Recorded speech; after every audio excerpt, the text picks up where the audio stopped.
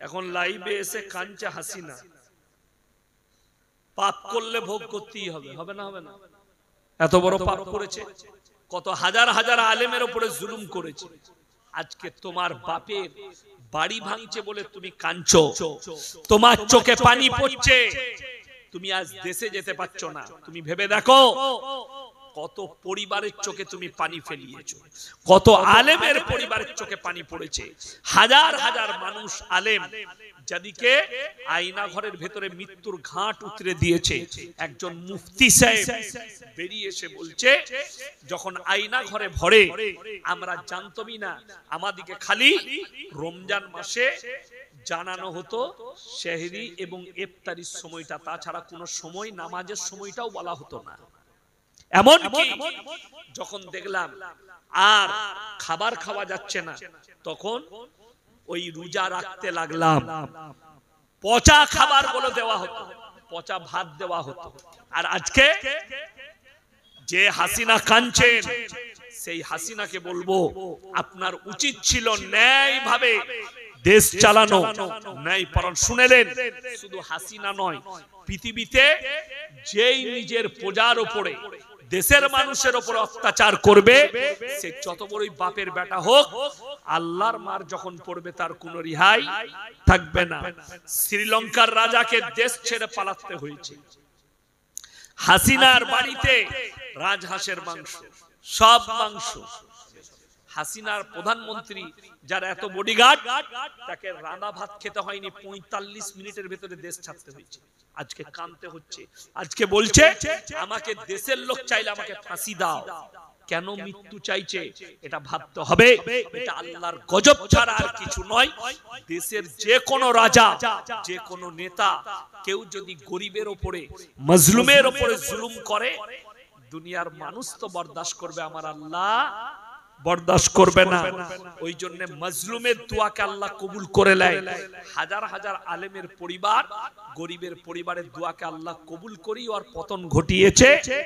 তো সে তো নিজেই বুঝতে পেরেছে। তবে হ্যাঁ, একটা কথা, একটা লোক কিন্তু একা অপরাধী নয়, একা অপরাধী, তার সঙ্গে সবাই অপরাধী। সে এখন বলতে চাই যে আমার বোন আমার কাছ থেকে টাকা নিয়ে পালিয়ে গেছে, সে সাইড হয়ে গেছে, আর পাত্তা দিচ্ছে না। তার ছেলে, তার মেয়ে তাকে পাত্তা দিচ্ছে না। পৃথিবীতে যতগুলো জালিম এসেছে, আল্লাহ সকলের ধ্বংস করেছে না করেনি? সকলকে নাম করলাম ফেরাউন, নমরুদ। শুধু এরাই নয়, এই হাসিনাই নয়, 2024 সালে দুটো জালিমের পতন ঘটেছে। নাম্বার 1 হাসিনা, নাম্বার 2 হচ্ছে বাশার আল আসাদ। কথাটা বুঝতে পারেননি? সিরিয়ার প্রেসিডেন্ট দেশ ছেড়ে পালিয়েছে। তার গ্যারেজে, বাড়ির গাড়ি রাখা গ্যারেজে 450 কোটি টাকার গাড়ি রাখা আছে। 450 কোটি, এতগুলো গাড়ি আছে কালেকশন। 5 কোটি, 10 কোটি, 40 কোটি, 80 কোটি টাকা দামি পর্যন্ত গাড়ি আছে তার গ্যারেজে। মোটরসাইকেল আছে কয়েকশো কোটি টাকা। সব দেশের মানুষের পয়সা।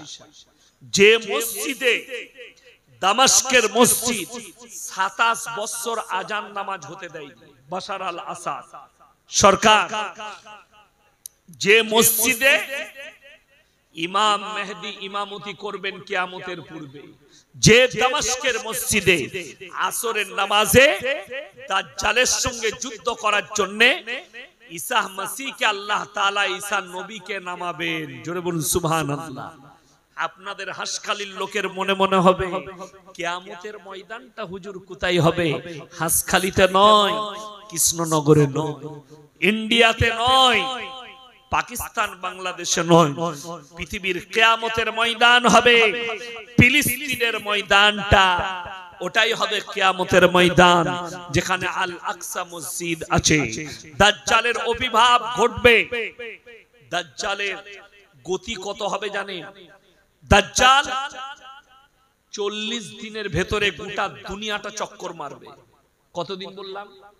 40 দিনের ভেতরে গোটা দুনিয়া চক্কর মেরে দেবে, এবং এমন ভাবে চক্কর মারবে তার হাতেতে থাকবে জান্নাত, মানে তাকে যে মেনে নিবে তাকে ऐशो আরামে রাখবে। আর ওইটাই হচ্ছে অরিজিনাল জাহান্নাম। যারা তাকে মানবে না, অস্বীকার করবে, তার একদিকে থাকবে কঠিন আযাবের জায়গা, সেইখানে তাদেরকে নিক্ষেপ করবে। আর সেখানে তারা কি হবে? তারাই হবে অরিজিনাল জান্নাতি। ইমাম মেহদি অত্যাধুনিক অস্ত্র নিয়ে যুদ্ধ শুরু করবে। রাসূলের হাদিস, খোরাসান থেকে একটা দল বের হবে, যে দলটা যুদ্ধ করতে লাগবে পৃথিবীর আর কোন শক্তি তার সামনে দাঁড়াবে না, আর এরাই গিয়ে আল আকসায় ঝান্ডা গাড়বে, ইসলাম প্রতিষ্ঠিত হয়ে যাবে পৃথিবীতে। রাসূল সাল্লাল্লাহু আলাইহি সাল্লামের হাদিস, মুসান্নাদ ইবনে আবু শাইবার হাদিস, রাসূল বললেন গোটা পৃথিবীর যত মসজিদ আছে মুসল্লিতে ভরে যাবে। জোরে বলুন সুবহানাল্লাহ। নবীজিকে বললেন সাহাবীরা, ইয়া রাসূলুল্লাহ, সেই মুসল্লি কটা কেমন মুসল্লি হবে? নবীজি কি বললেন জানেন? হে আমার সাহাবীরা শোনো, সেই মুসল্লি কটা হবে এমন মুসল্লি, তারা সুদখোর মুসল্লি হবে, তারা হারামে ডুবে থাকবে, মুমিন তাদের মধ্যে কেউ থাকবে না। আমার বন্ধুগণ, আমার ভাই, সবাই হাত তুলে বলুন, আজ থেকে আমরা নামাজ কেউ ছাড়বো না। জোরে বলুন ইনশাআল্লাহ। নামাজি হও, দিনদার হও, দিনের উপরে প্রতিষ্ঠিত হয়ে যা, আল্লাহর কাছে হাজিরি দিতে হবে। কোরআনে আল্লাহ তাআলা এই দুনিয়া সম্পর্কে বলেছেন, ওয়ামাল হায়াতুদ দুনিয়া ইল্লা মাতাউল গুরুর, এই দুনিয়া তোমাদের জন্য সম্পূর্ণ ধোঁকা। আপনি ধোঁকায় পড়ে আছেন। কিয়ামতের দিনে আপনাকে এই দুনিয়ার পরে মারাত্মক তিনটে প্ল্যাটফর্ম অতিক্রম করতে হবে। এই দুনিয়ার পরে নাম্বার 1 প্ল্যাটফর্মের নাম হচ্ছে কবর। ওই কবরে আপনাকে যেতেই হবে। ওই জন্য কোরআনে আছে, কুল্লু নাফসিন যায়কাতুল মাউত, যতগুলো জানদার পৃথিবীতে গেছে মৃত্যুর স্বাদ গ্রহণ করতেই হবে। পৃথিবীতে যে ধর্মেরই মানুষ হোক, একে অপরের ধর্মকে অস্বীকার করতে পারে, আল্লাহর কসম কোন ধর্মের মানুষ মৃত্যুকে অস্বীকার করতে পারবে না। মৃত্যু অনিবার্য হবেই, আপনি যেখানেই থাকুন। আর প্রথম প্ল্যাটফর্ম হচ্ছে কবর। এই কবরের পরে দ্বিতীয় প্ল্যাটফর্মের নাম হচ্ছে কিয়ামতের ময়দান, যেখানে আল্লাহ হিসেব করবে। অনেকের মনে মনে হবে, আল্লাহ এতগুলো মানুষের হিসেব কিভাবে করবেন? আমার মায়ের, আমার ভাইয়েরা শুনেলেন, আল্লাহর কাছে এত সহজ।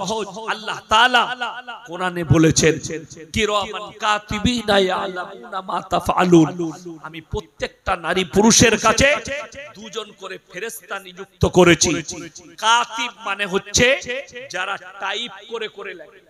ওই যে লিখেছে, এটাকে আমরা আর্ট বলি, সুন্দরভাবে লেখে। আরবিতে কাতিব বলা হয়।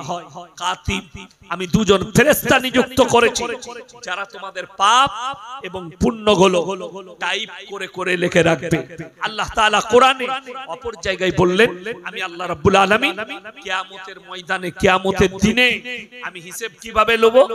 কোরআন বলেছে, ইকরা কিতাবা কাফা বিনাফসিকা আল-ইয়াওমা আলাইকা হাসিবা মান ইহতাদা ফাইন্নামা ইয়াহতাদি লিনাফসি ওয়া মান দাল্লা ফাইন্নামা ইয়াদিল্লু আলাইহা ওয়া লা তাজিরু ওয়াজিরাতুন বিজরা উখরা ওয়া মা কুন্না মুআযযিবিনা হাত্তা নাবআসা রাসূলা।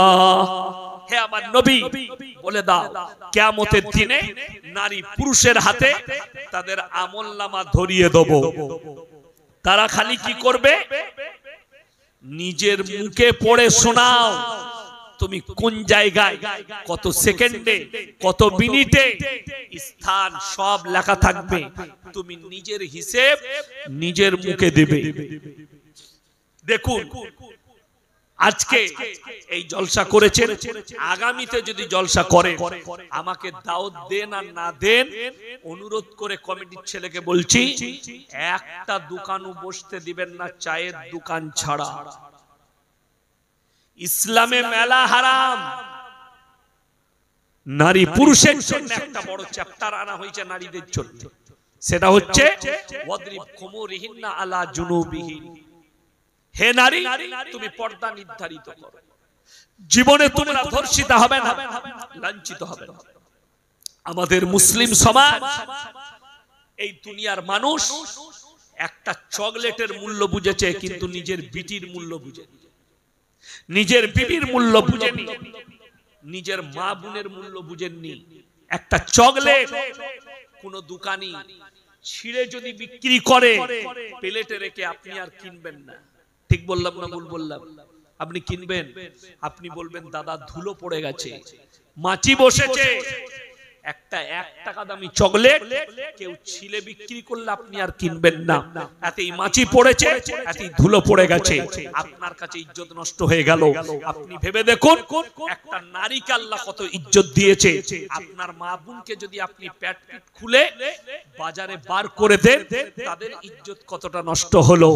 আমার মা বোন, আপনার মেয়ে, আপনি দোকান বসিয়েছে, রাস্তাঘাটে নারী পুরুষ একসাথে ঘুরছে, শরীয়তে আছে একজন পর নারী আর পর পুরুষ নির্জনে এক কাছে হলে তৃতীয় নম্বর যে হাজিরি দেবে তার নাম শয়তান। আর কোরআনে সূরা ইউসুফে আছে, ইন্না শাইতানা লিল ইনসানি আদুব্বুম মুবিন। শয়তান হচ্ছে মানুষের প্রকাশ্য দুশমন, প্রকাশ্য দুশমন। যদি বলেন কেমন করে, শয়তান ধোঁকা দিয়েছে ইউসুফ নবীর ভাই দিকে, শয়তান ধোঁকা দিয়েছে জুলাইখাকে। কোরআনে আছে নারী দিকে কেন পর্দা ফরজ? যেদিন থেকে পর্দা ফরজ হয়েছে সেই দিন থেকে সাহাবী এবং নবীর কোন বিবি পায়ের নখটা পর্যন্ত হুজরাখানা থেকে বের করে সালাম কাম করুন। হে আমার যুবক যুবতী শোনো, আপনাদিকে বলে যায় আমার ভাই দিকে, বন্ধুত্বটা চায়ের দোকানে শেষ করুন, বন্ধুত্ব খেলার মাঠে শেষ করুন, বন্ধুত্ব ক্লাবে শেষ করুন, বন্ধুত্ব মাদ্রাসা মসজিদে শেষ করুন। বন্ধুত্ব যদি তোমার বিছানায় যায়, তোমার বিবি পরকীয়ায় লিপ্ত হবে। ইয়াসিন সাহেবকে আপনি ভালোবাসতে পারেন, তা বলে এটা নয় ইয়াসিন সাহেবকে নিয়ে গিয়ে তোমার বউয়ের কাছে বস করিয়ে দিবে, ভাবি হয় গল্প করো। হারাম, হারাম। তখনই তোমার বিবি পরকীয়ায় লিপ্ত হবে, আপনি জানেনই না। যদি জানতেন, আপনার দরজায় লেখা থাকতো পর পুরুষের বিনা অনুমতিতে পর পুরুষের প্রবেশ নিষেধ। এটা প্রত্যেকটা মুসলমানের দরজায় লেখা দরকার। আপনি আমাকে দাওয়াত দিয়েছেন, আমাকে ভালোবাসতে পারে, কিন্তু আপনি যখন আমার কাছে যাবেন দেখা করতে, আপনার দরজা আমার মাদ্রাসার অফিসেই শেষ হয়ে যাবে। আপনাকে আমার বাড়ির ভেতরে প্রবেশ তো দূরের কথা, দরজাটা দেখাতে দেব কেন? আমার বাড়ির পর্দার খিলাফি হবে। আপনি ভেবে দেখেছেন? হুজুরকে নিয়ে এসে নিজের মা বোনের সঙ্গে বস করে দিচ্ছেন গল্প করতে, অথচ হুজুর তোমাকে দরজায় পা দিতে দিবে না, তার অফিসটাই লাস্ট। ঠিক বললাম না ভুল বললাম? তো যদি হুজুর যদি লাস্ট হয়, তাহলে হুজুরের পাটাও আপনার অফিসই শেষ হবে, মেহমান খানায়, বিবির কাছে যাবে না। আমি বিশ্বাস করবেন না, 23শে জানুয়ারি বাংলাদেশে জলসা ছিল, আমি যেতে পারিনি কোন কারণে। জলসার দাওয়াত নিয়েছিলাম আপনার শীতলকুচির কাছে, শীতলকুচিতে। তো একটা বাড়িতে সারা দিন ছিলাম, তার আগের দিনে জলসা করে বেরিয়ে গেছে, সকাল থেকে ছিলাম তার বাড়িতে, সকাল থেকে। বিশ্বাস করুন, আল্লাহ সাক্ষী আছে, আমার ড্রাইভার সাক্ষী আছে, আমার সঙ্গে আরো একটা ড্রাইভার গিয়েছিল, 3 জন 4 জন ছিলাম আমরা। তো একটা বাড়িতে তার মেয়ে আছে, তার স্ত্রী আছে, তার পরের দিন সকাল পর্যন্ত ছিলাম। তো আল্লাহ সাক্ষী, আমি কাদের পায়ের আওয়াজ পাই, পায়ের আওয়াজটাও পাইনি। বিশ্বাস করুন, এত ভদ্রতা, এত পর্দা, এইটা হচ্ছে ইসলাম। আর আপনি আপনার পরিবারকে কি দিলেন? আপনি যদি আপনার পরিবারকে পর্দা না শিখাতে পারেন, দাওয়াত না দেন, কিয়ামতের দিন আপনার স্ত্রী একা অপরাধী নয়, আপনি অপরাধী। আপনার মেয়ে বেপর্দা, সে একা অপরাধী নয়, আপনিও অপরাধী। বক্তা কই? 11:30 বাজছে, 2 ঘন্টা হয়ে গেল। বক্তা নিয়ে এসো। 1 মিনিট বেশি, 2 ঘন্টা আমার ভাই কলিমুল্লাহ ভাইকে নিয়ে এসো। আমার ভাই বন্ধুগণ বলে যাই আপনাদিকে, অনুরোধ করে বলছি আপনাদিকে, পর্দাটাকে বুঝেন। মারাত্মক অপরাধী হবেন আল্লাহর কাছে নিজের স্ত্রীকে যদি পর্দা না করে। ইসলাম এত সুন্দর, এত পরিষ্কার পরিচ্ছন্ন, উদারতায় পরিপূর্ণ ইসলাম। ইসলামে বাড়াবাড়ি নেই, মারামারি নেই, কাটাকাটি নেই, ঝামেলা ঝঞ্ঝট নেই। আপনাদেরকে অনুরোধ করে বলে যাচ্ছি, নিজের সন্তানের আকীদাকে ঠিক করুন, তাদেরকে পর্দায় নিয়ে আসুন। আপনার মেয়েকে পর্দা শিখান, আপনার বাচ্চাকে। ইসলাম ইজ দ্য সেফটি। ইসলাম হচ্ছে সেফটি। 7 বছর বয়স হলে আপনার সন্তানকে নামাজে তাকিদ দেন, হাতটা ধরে নিয়ে এসে মসজিদে দাঁড় করিয়ে দেন পেছনের কাতারে। অবাক লাগে কি জানি? মায়েরা শুনবেন, বাবারা শুনবেন। ছেলের বয়স 12 পেরিয়ে গেল, 20-তে চলে গেল। ছেলে যদি একদিন স্কুল কামাই করে, মা মারে, মারে না? মারে না? ছেলে টিউশন কামাই করেছে, ছেলে মেয়ে, মা মারে। মা বলে পয়সা দিয়েছে তোর বাবা, কেন কামাই করি? কিন্তু বিশ্বাস করুন, সেই সন্তান দিনের পর দিন, বছরের পর বছর নামাজ পড়ে না। মা কোনদিন বলে না কেন নামাজ পড়িস না? আপনি বলুন, যদি কারো সন্তানকে চোখের সামনে আগুনে নিক্ষেপ করা হয়, সে বরদাস্ত করতে পারবে? আপনি বরদাস্ত করতে পারবেন না যে আপনার সন্তান আগুনে নিক্ষেপিত হবে? আপনার বরদাস্ত আসবে না। কিন্তু দুঃখ কোথায় জানেন? বেদনা কিয়ামতের দিনে আপনার সন্তান আপনার চোখের সামনে জাহান্নামে যাবে, আপনি চুপ করে দাঁড়িয়ে দেখবেন। বদদিনীর কারণে কোন মৌলবি আজ পর্যন্ত বয়ান করেনি যে তোমার ছেলেকে মৌলবি হতে হবে, হাফেজ হতে হবে, কারি হতেই হবে, হাফেজ হতেই হবে, মৌলবি হতেই হবে। এই বয়ান পৃথিবীর কোন মৌলবি করেনি, আর করতেও পারবে না, এটা মাথায় রাখবেন। কেন? আপনারা শুনেলেন আপনার ছেলে ডাক্তার হোক, মাস্টার হোক, প্রফেসর হোক, ইঞ্জিনিয়ার হোক, যে কোনো পদের হোক, যে কোনো পদ পাক, অসুবিধা নেই। কিন্তু আল্লাহর কসম খেয়ে বলে যাচ্ছি, যদি তার কাছে দিন না থাকে, আমার আল্লাহর কাছে কোনো মূল্য নাই। কি না থাকলে বললাম? দিন যদি না থাকে, আল্লাহর কাছে কোনো মূল্য পাবে না। দিন জরুরি, দিন অবশ্যই থাকতেই হবে আপনাকে। দিনের উপরে প্রতিষ্ঠিত হতেই হবে। নেতা হও, মন্ত্রী হও, এমএলএ হও, ডাক্তার হও, প্রফেসর হও, ইঞ্জিনিয়ার হও। আর যদি নাস্তিক হয়, আল্লাহর কসম করে বলছি, আমার আল্লাহর কাছে কোনো মূল্য নাই। ছেলে 7 বছর বয়স হলে হাতের ডানাটা ধরুন, মসজিদে জুম্মার দিনে পেছনের কাতারে দাঁড় করিয়ে দেন। রমজান মাস আসছে, ছেলে রোজা রাখতে পারুক আর না পারুক, 7 বছর বয়স হয়েছে, ভোরের বেলায় উঠিয়ে কমপক্ষে সেহরিটা খাওয়ান। এই বছর একটু ছোট দিন আছে, আছে না? ছোট দিন আমি দেখছিলাম 8.5 ঘন্টা না 9.5 ঘন্টা হচ্ছে। তো যদি সহজ হয়, আপনার সন্তানকে দেন, সেহরি খাওয়ান। যদি রাখতে পারে ভালো, কিন্তু অভ্যাসটা তো দাঁড়াবে। কথাটা বুঝতে পারেন? নামাজ আপনি 5 ওয়াক্তের নামাজ, আপনি সুন্নত গুলো বাড়িতে পড়ুন। ফজরে বিবিকে উঠান, উজুর পানিটা দাও, বিবি নামাজ পড়ে না, শুনেলেন, উজুর পানিটা দাও, উজু করলেন, একবার মুসল্লাটা দাও, সুন্নতটা পড়েলি। বাড়িতে সুন্নত পড়ুন, বিবির উপরে আসর পড়বে। মসজিদে এশার নামাজ পড়লেন, ফরজ নামাজ 4 রাকাত, বেরিয়ে চলে আসুন জুতো পরে, বাড়িতে এসে বিবিকে বললেন, সন্তানকে বললেন, বাবা ওই ঘরে মুসল্লাটা বিছো, আমি সুন্নত গুলো বেতের গুলো পড়বো, আপনি বাড়িতে পড়ুন, ছেলের ওপরে বিবির ওপরে আসর পড়বে, আসর পড়তেই হবে। সঙ্গ দোষে লোহা ভাসে। সন্তান যদি ভালো মানুষের কাছে উঠা বসা করে ভালো, কোন মানুষ ভালো মানুষের কাছে থাকলে সে কি হবে? ভালো হবে।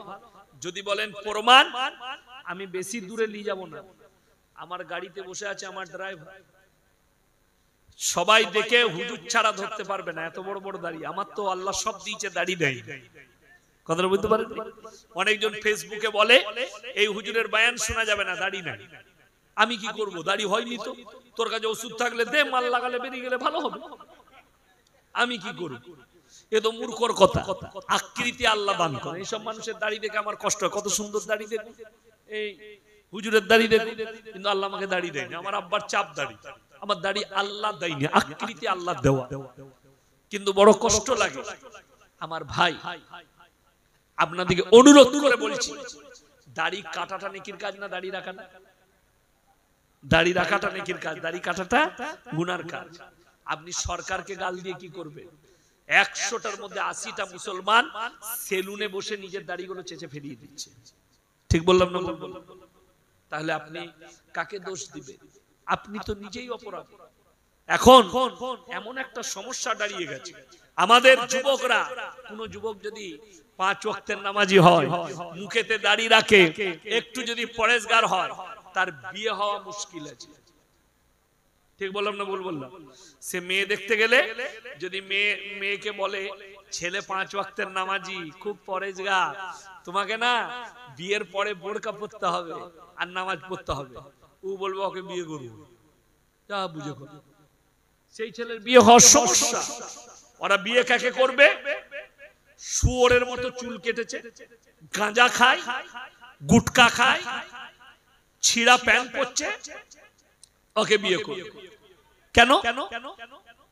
ওকে বিয়ে করলে তো বাজার ঘুরতে পাবে, ওকে বিবাহ করলে মেলা ঘুরতে পাবে, ওকে বিবাহ করলে ফিল্ম দেখতে। মেয়ের বাবাদের উচিত শর্ত রাখা। কি শর্ত? ছেলের আমরা কি শর্ত রাখি? ছেলে কি করে, তাই না? কিন্তু এটা শর্ত নয়। ইসলামে প্রথম শর্ত হচ্ছে কি শর্ত? ছেলে নামাজি কিনা, এইটা হচ্ছে শর্ত। ছেলে দাড়ি রেখেছে কিনা, এইটা হচ্ছে শর্ত। আমার বন্ধুগণ, আমার ভাই, আপনাদেরকে অনুরোধ করে বলে যাচ্ছি, নামাজ কেউ জিন্দেগিতে ছাড়বেন না। জোরে বলুন ইনশাআল্লাহ। সন্তানকে বলুন, দাড়ি যারা রাখতে পারেননি, দাড়ি আজ থেকে আর কাটবেন না, দাড়ি রাখুন।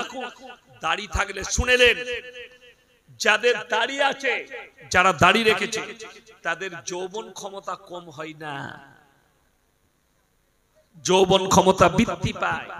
যারা দাড়ি চেঁচে দেয়, তাদের যৌবন ক্ষমতা, এটা সায়েন্স বলছে, কমে যায়। আমার বন্ধুগণ, আমার ভাই, দাড়ির মর্যাদা দেন, নামাজের মর্যাদা দেন। আপনি রাসূলের মর্যাদাকে রাখুন। আপনি যদি নবীকে মহব্বত করেন, আপনার জিন্দেগিতে যেন নামাজ কাজা না হয়। কেউ যদি ইচ্ছাকৃতভাবে নামাজ কাজা করে, আপনি বড় গুনাহগার, ছোট গুনাহগার নয়। ওই জন্য নামাজ অবশ্যই পড়বেন। গোটা পৃথিবীর দিকে তাকিয়ে দেখুন, পৃথিবীর বেঈমান, কাফের, ইহুদি, নাসারারা উঠে পড়ে লেগেছে আপনার ঈমানকে ধ্বংস করার জন্য, আর আপনি সুযোগ দিয়েছেন ঈমান ধ্বংস করার জন্য। সুযোগ। আপনার যদি মনে হয় যে ইসলাম বুঝতে অসুবিধা হচ্ছে, আপনি আলেমের সঙ্গে, ভালো আলেমের সঙ্গে সম্পর্ক করুন, উলামাদের সঙ্গে স্পর্শে আসুন, ভালো ভালো আলেমের লেখা, স্কলারের লেখা বইগুলোকে পড়ুন। ইসলাম কেউ কে আঘাত করতে শেখায়নি। ইসলাম পরিষ্কার পরিচ্ছন্ন, সুন্দর এবং উদারতায় পরিপূর্ণ।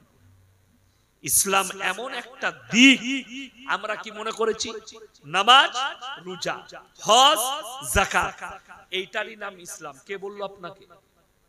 পরিপূর্ণ জীবন ব্যবস্থার নাম ইসলাম। মাথা থেকে পা পর্যন্ত পরিপূর্ণ জীবন ব্যবস্থার নাম হচ্ছে ইসলাম। এইটাই বুঝে আসেন মাথা থেকে পা। বুখারী শরীফের হাদিসে আছে পুরুষরা 4 আঙ্গুল উপরে টাকনুর উপরে কাপড় পরবে। বেঈমান কাফের ইহুদিরা এমন এমন প্যান্ট তৈরি করেছে সব টাকনুর নিচে, ঠিক কি না? মহিলাদের জন্য টাকনুর নিচে কাপড় পরতে হবে। রাসূল বললেন বেঈমান কাফের মহিলাদের সালোয়ার তৈরি করলো টাকনু থেকে 1 বিঘা উপরে, ঠিক বললাম না? এখন বেশিরভাগ মেয়েরা টাকনু থেকে 1 বিঘা উপরে সালোয়ার পরছে, এটার নাম দিয়েছে ফ্যাশন।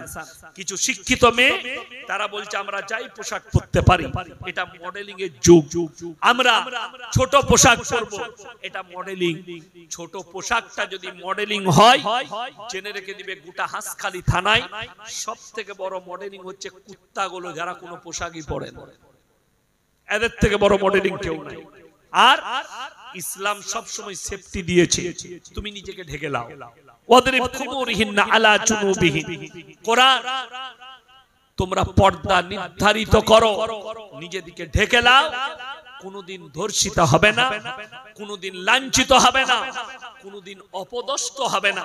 আল্লাহর কাছে কিয়ামতের দিনে তুমি পার হয়ে যাবে, তোমার জন্য মঙ্গল আসবে, অমঙ্গল নেমে আসবে না।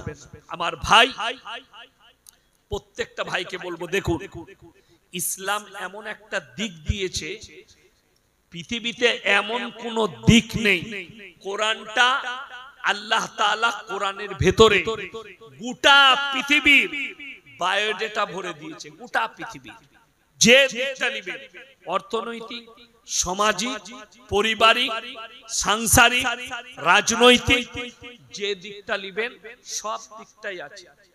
আপনি কি মনে করেছেন আমাদের দেশের লোক কত নরমাল ভাবে দেখলেন, মনে করে আমি মসজিদের সেক্রেটারি হব, এটা আমার সম্মানের ব্যাপার, এটা বহুত বড় দায়িত্ব। কেউ মনে করে আমি গ্রামের বিচারক হব, নেতা, খুব সহজ না, পদ পাওয়াটা সহজ, ওইটাকে দায়িত্ব পালন করাটা ইসলামে বড় কঠিন।